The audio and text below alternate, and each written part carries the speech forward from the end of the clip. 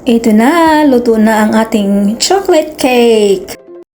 So, hello guys, hello everyone. Ito ay magluluto ako, mag-baking ako ngayon guys. First time ko itong gawin. Practice lang muna ito ngayon guys. Tingnan natin kung magiging successful ba.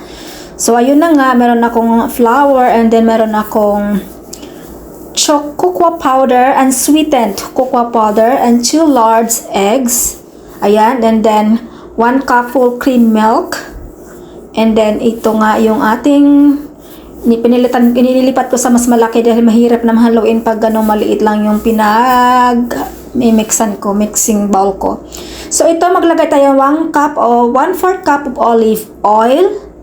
So this is my first time to make a cake. So wala rin kaming oven, may oven kami dito sa bahay pero maliit. So naglagay pala ako ng ito pala din coffee flavor din pala ito. So naglagay ko ng coffee. And then nilagyan ko lang sa may tubig. And then naglagay din tayo ng vanilla. So talagang excited ito dahil may coffee pa. So and then ito nga, ilulutuin ko pala siya sa rice cooker. So dahil wala kaming oven, may oven maliit lang. So rice cooker ko siya lutuin. So ayan nga, naglagay lang ako ng konting olive oil sa rice cooker. At saka ito na.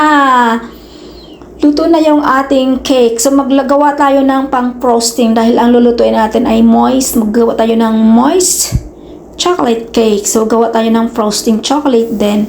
So ayan nga, pinaghalo ko na lang yung sugar, cornstarch, and my flour din, sugar, and then cocoa powder. At ayan, hinalo ko nga mabuti. Naglagay tayo ng, of course, fresh milk. So, ayan, lutuin natin ito sa ating... So, gamit ako ng strainer para hindi siya magbuo-buo doon sa pagluluto natin. So, maggagamit ako ng... Ayan, iululutuin natin siya dito. Slowly, very low heat lang ito guys para hindi naman siya masunog. Ayan, maglagay tayo ng butter.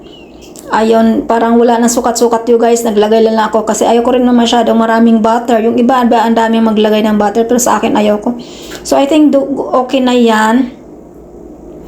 Hinati ko pala yung ating cake dahil yung pangpatong. Kasi nga lagyan natin ng frosting yung gitna niyan. So medyo malaki siya. Gusto ko siyang bawas-bawasan ng konti. Ganyan. Ayan. Inislicean ko siya sa gilid. So, ayan, ipantay-pantay ko natin. Kaya tanggalan ko siya ng maliliit dahil gusto ko siyang pantay-pantay din.